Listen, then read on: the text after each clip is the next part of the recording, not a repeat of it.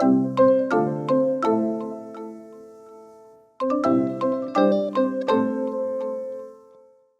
everyone, I'm ready to introduce you to the Inish Beg hat now.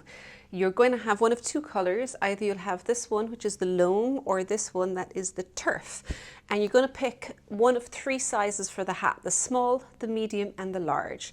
This one here that I've got and that you've seen pictured is the medium size, which I find a pretty good fit. I'm going to unfold this.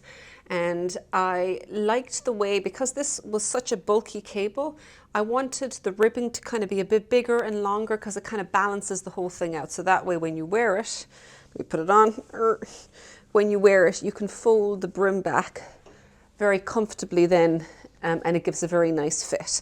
So when you're working on it, you're going to initially work in a smaller needle size for the brim that you want, and then you've got a big increase round because the cables are big, fat, chunky cables.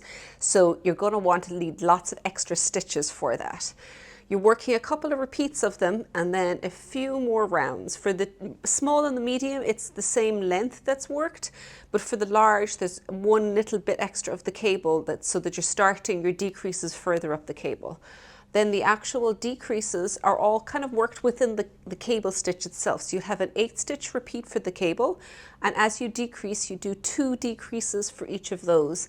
So it means the first cable you do after that, instead of having a 4x4 cable, you'll have a 3x3 cable.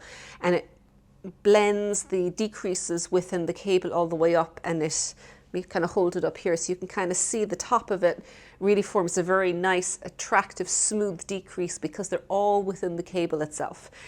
In terms of length, I do think that the folded brim creates a kind of a better fit along the edge, so that would be my suggestion.